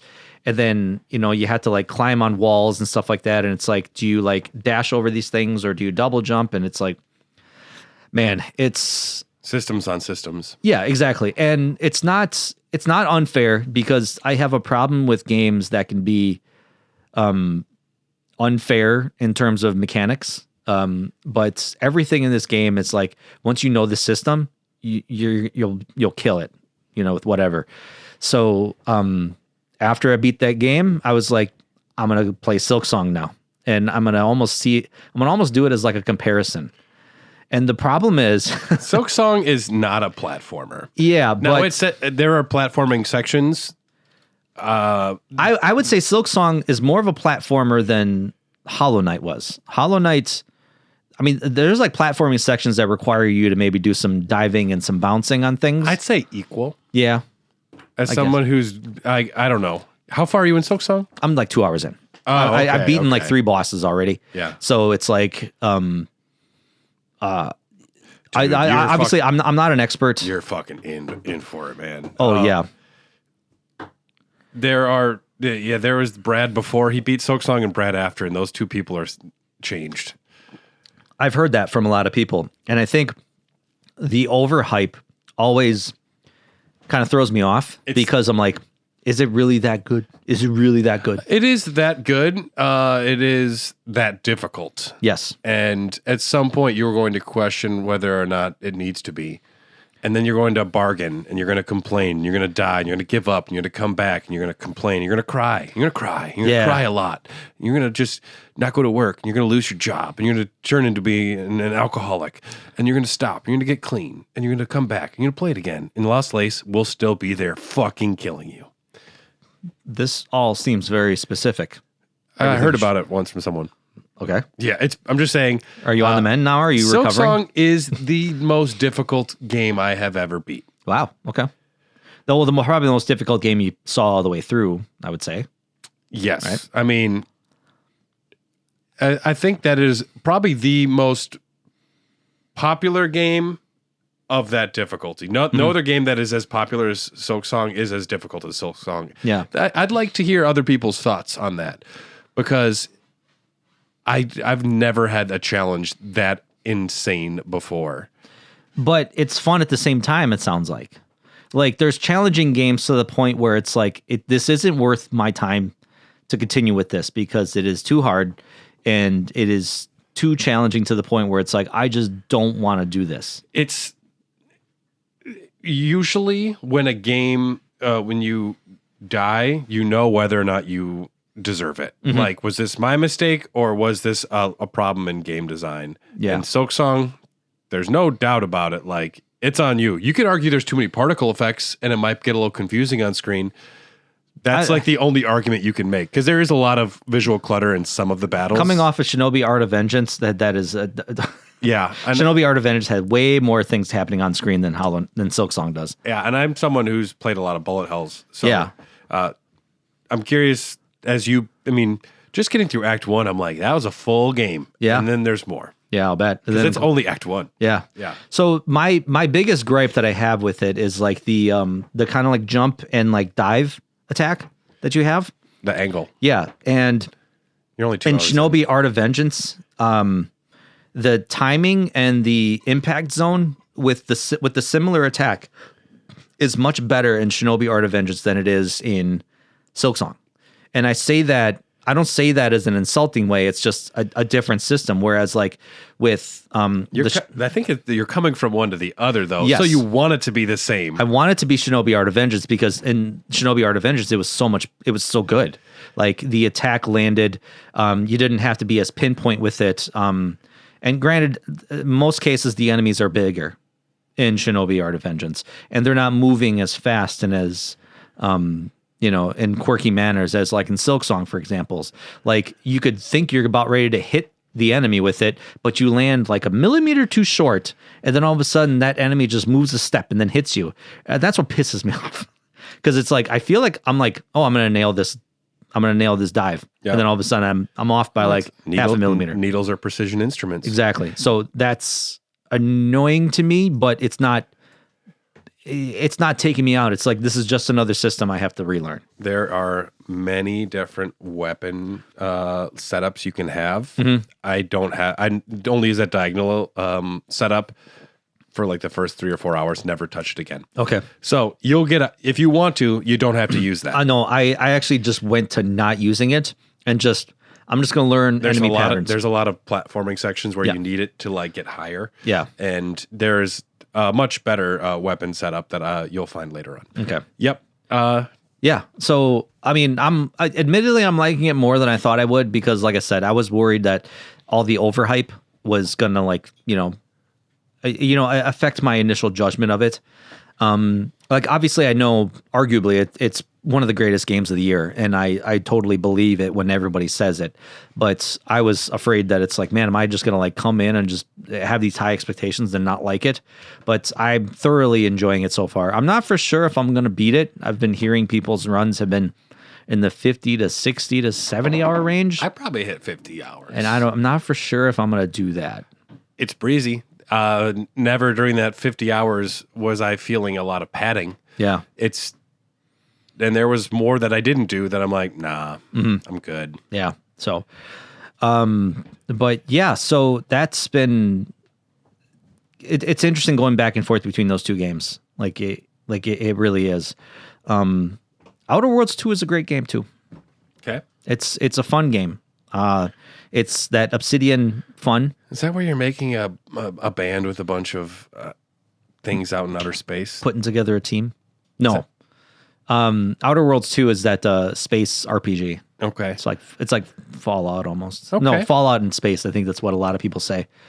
But it's like a futuristic world where on all these planets there are no governments. It's all corporations. So it's all corporate speak, corporate talk, corporate businesses running local governments and stuff. And then you're trying to navigate through corporate government conspiracy and like this like slipgate that's like tearing the universe apart and stuff. And you're on an old fashioned vengeance story. You're playing that as well. Yeah. Yeah. So not playing it as much recently, but I have Shinobi Art of Vengeance took a lot of my time over the last week and a half. And then Hollow Knight, Silk Song, obviously. So Very excited to hear more of your Silk Song adventure. yes, for sure. I will definitely keep you posted. I'm excited because the 3 games I'm here to talk about are ones you have very big feelings on Yeah. because they're all Resident Evil games. Yeah. So I did just recently play and beat Resident Evil 3 Nemesis, and I remember writing the notes for Resident Evil 3 Nemesis. Yeah. And I was like, well, I'm going to do it completely different because you can get, yeah, because there's 3 endings. what do they call those effects where you have the decisions which Yeah, are which- mostly stupid and useless. Yeah. But the last decision when you meet the Nemesis on the bridge Yeah, affects the ending in a very big in a way. very big way. Yes, exactly. Don't worry, those got integrated into our outline, Yes. which we record tomorrow for Of course. Resident Evil 3. Yeah. Can't wait. So I beat Resident Evil 5. Resident Evil 5, it's an Xbox 360 game to its core. Yeah. Now, Resident Evil games are about slow horror, and Resident Evil 5 is not this. Resident Evil 5, it's the buffest dude ever Yeah. and the hottest chick ever, and they are in the bright sun of Africa, and they are just mowing people down in a co-op shooter, which Resident Evil games are not co-op shooters. If you didn't know this, apparently they are now. I think that's the first. That was the first. Well, yeah, the first central co-op shooter in the Resident Evil universe. I was disappointed that it was still adhering to some tankish controllers from an RE4 hangover that's still just there. Like I said, that was the generation. That was the time. Playing RE5 made me realize I liked RE4 more. Wow, Yeah. that was an interesting jump. Because RE4 was still survival horror. It was so much substance, so much world design and like story moments. This is visual diarrhea of bright Africa zombies. And all it is just like this spot to this spot. It felt so disconnected because you get to the end, you open a door and then loading screen, cutscene. It doesn't feel interconnected in the way Resident Evil 4 and everything before had. They could have done the door opening animation. That would have probably done a lot of work for me. I did wind up warming up to it, although I didn't love it. It's getting so far away from what Resident Evil means to me. I played Resident Evil Revelations after that. Yeah. I played that on the Switch 2. And I initially was worried because some of those early levels feel very wonky. Like when you're outside. When you're on the ship, basically. The ship is fine. Yeah. But like you're playing as Chris Redfield and you're getting attacked by wolves out in some like snow area. Yeah. And I'm like, ooh, this is bad. They look bad. The gameplay feels not great. But then once I switched to only playing handheld, it was really good. And I loved the Zenobia. The ship is fun to explore. That whole map, once you get the hang of it, that was cool. Yeah. I liked Revelations more than I should have. Yeah, that was a good return to form for what Resident Evil was. Like, more survival horror, tight corridor style gameplay. Yeah. And it works. The ship works as a mansion. It works as a police station. It works as an area to explore and push further into. Yep. That was crazy. That was a 3DS game initially. Yeah. Like all the hardware and tech it pushed into it, man. It's like crazy. And it also, Resident Evil games have the worst boss battles, I think, in history. Yeah. The final boss battle, there's so many times where it doesn't explain what you're doing and you get instant kill if you do one thing wrong. And it is the worst feeling, most frustrating feeling. And it is just an evolutionary part of bad game design that they were still shaking the cobwebs off. You don't see it as often anymore. But Revelations, I enjoyed, despite the Terra Grigia stupidity. That whole, like, it's an Aquapolis. I'm like, get fucked. Yeah, and then we're just going to melt everybody. Resident Evil 6 is another one. Yeah, it's another one. I like seeing Leon's hair. Yeah. Obscuring half his face, air of mystery. I am almost done. I finished Leon. I finished Chris, and I'm almost done with Jake. Oh, yeah. Their campaign. So it's only 8 up left. Wesker's his strange son. So Leon's is fine. It pretends it's a Resident Evil game, but it's not. They try and do puzzles. I'm like, just stop it. Mm-hmm. Just be a little fucking co-op shooter. If you want to be another garbage co-op shooter for the 360, whatever, just do it. Don't pretend.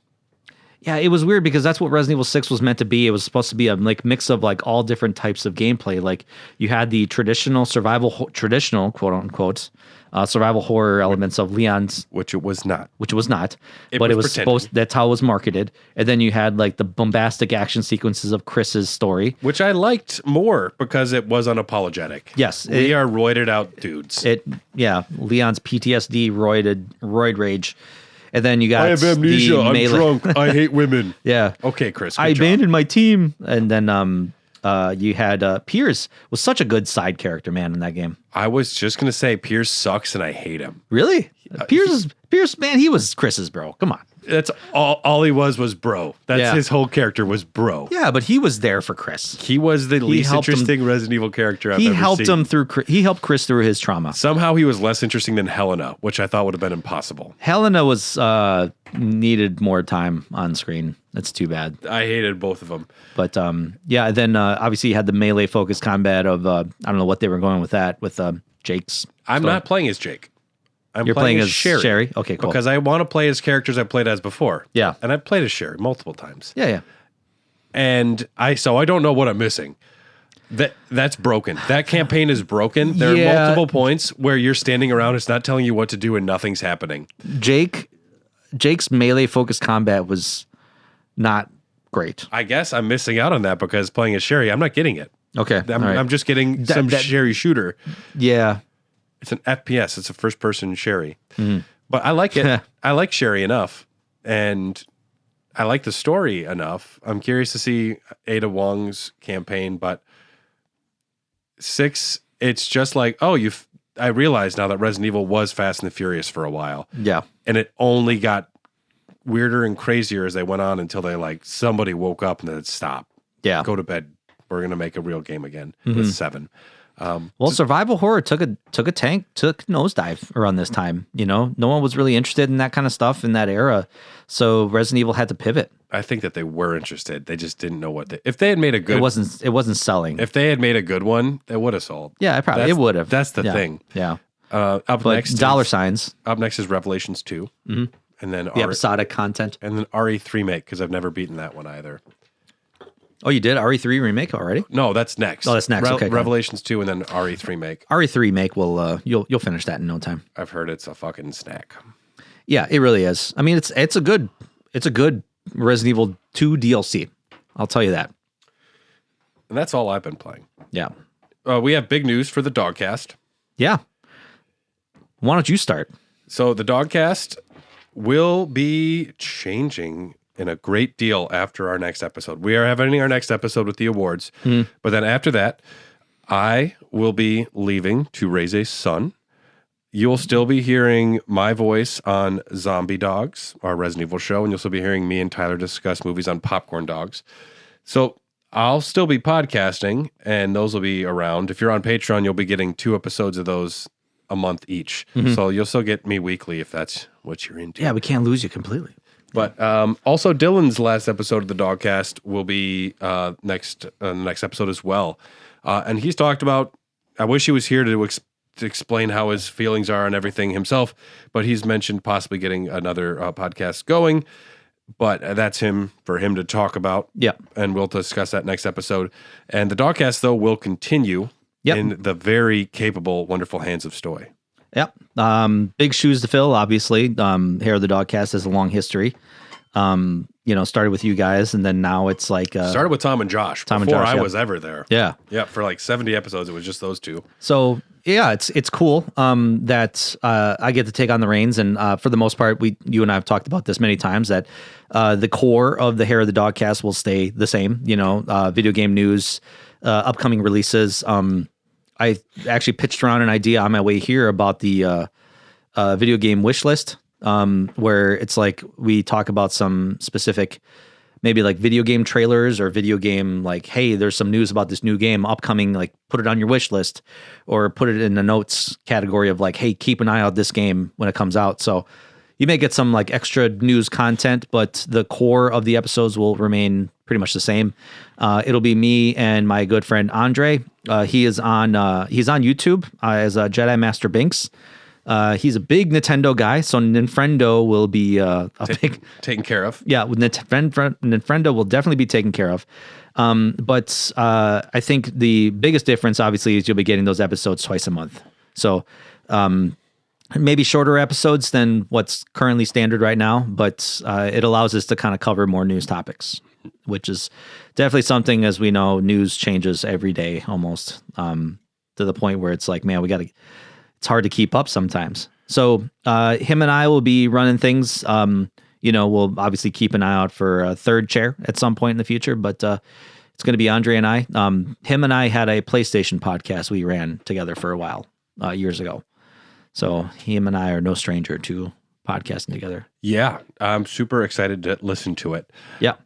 Podcasting requires a lot of effort and a lot of time, and I will be not having those soon. Well, yeah. I mean, you have to thin out your roles. I mean, you're going to be doing 2 other podcasts, so. And with movies, you just watch a movie and I can make that outline in an hour. But when you discuss like video game news, this requires a lot of research, and Raw Dogs requires a lot of research as well, because you got to beat a 40-hour game, and then you got to do a 5-hour outline for an hour and a half of content. Yeah, and Zombie Dogs too. Just writing the notes on the gameplay sections and elements. I'm like, man, I'm still liking it though. This takes longer than I would think it would be, but yeah.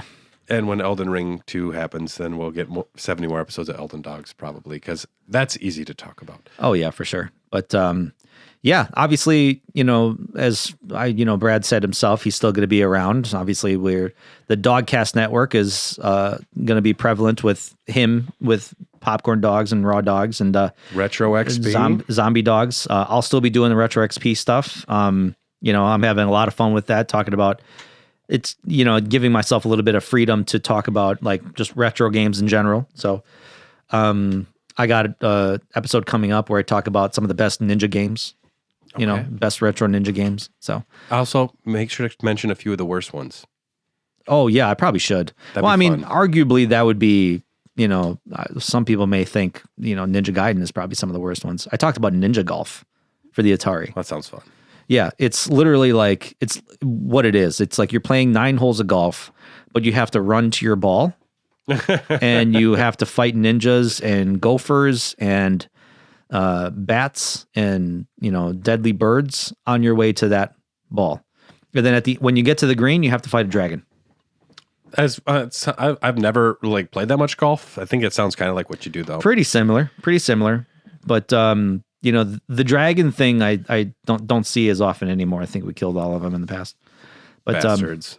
Yeah, so it's kind of like I guess slight changes here and there, but we're all still going to be around. I'm excited to get some new blood. Yeah. Yeah, it'll be great having Andre on the show. Yeah. And I know you've talked to a couple people about potentially being a third host, and hopefully something works out. If anyone's listening and they know someone that might be interested, we'd love to hear from them. Yeah, I was actually thinking about that too, and maybe doing a call out, see if anybody's interested. And obviously I have friends that are in the podcast space that are doing their own thing. So, I've been basically keeping in touch with them to say like, hey, if it for some reason doesn't work out, yeah, so, but yeah, so exciting. Yeah, I'm for sure. excited for it. Yep. I'm excited to have Sundays again. Yeah, right. No kidding. So I think obviously Andre lives in Canada, so he's going to have his Canadian perspective on video games. So we're going to be recording remote, but with the 95% of podcasts are remote these days, and no one knows. Yeah, I know. No kidding. It's I love the in-person banter, but it's a little bit more difficult to do banter over the internet. But if you do it with someone like a good friend or someone that you know very well, it's easy. The number of interviews or discussions I've done one-on-one with somebody over a call, you can't tell. Yeah. It's really great. Yeah, it's really good. As long as you have a good microphone. But the next Dogcast will be a farewell send-off for Dylan and myself. Tyler will be making an appearance. Oh, cool. We're going to have the full crew. Damn. We're going to drink a lot. This will be a Friday night recording. There will be beer Okay. in copious amounts. Great. And it will be the Dogcast Awards. And to get all of you ready, we're going to announce the categories. There might be another category, but this will be things that you can start thinking about or making suggestions for in the Discord. Game of the year, Of course. video game soundtrack of the year, video game performer of the year, movie of the year, TV show or limited TV series of the year, best album. That's one that Tyler will have a lot of thoughts on. You will have a lot of thoughts on. Yeah, because I think that's obviously we all have different music tastes, so it's going to be interesting. We might do like a best book. I think Dylan mentioned that since he says manga are books. I thought they were little kids' Yeah, I thought they were illustration books, like comic books. But we'll see. Okay. And my thought was maybe favorite YouTube video of the year could be a weird one. Yeah, that'll be an interesting one. But if you have thoughts on your suggestions, if you want, because we'll do a vote and we'll put it on the Patreon, and then we're going to aggregate all of our Patreon supporters and then our own, and we'll actually have like the game of the year, like objectively by the group, and then we'll each talk about our own picks for all of those topics. So you can start thinking about that. If you want to get on our Patreon, you can check out patreon.com/hairofthedogcast. Find out ways to support us. For as low as $3, you get access to pretty much everything. So much bonus content. Yep. $5 gets you extra popcorn dogs. No, extra zombie dogs. I forget. I should look into that. And $10 gets you access to a lot of other stuff as well. Special thanks to Patreon executive producers Phil Wright, Brian Ward, Ryan Christian, Kip Kipper, Jordan Hoff, Kelly Gutowski, Phil Just Red Bear Phil. Thanks, Tyler. Justin Melly, Just Sonic, Spetsnaz, Ejot, and new Discord reviewer, Tony Pepperoni. A wonderful Discord reviewer. Tony, thank you so much for all the sacrifices that you made to give us that great review. And as we're talking right now, one of our supporters, Aaron, is in the delivery room. Hopefully everything is going swimmingly, and we can't wait to meet your new little gamer someday. Yep. Need pictures. Thanks, guys. We will see you all next time here on Hair of the Dog. Yep.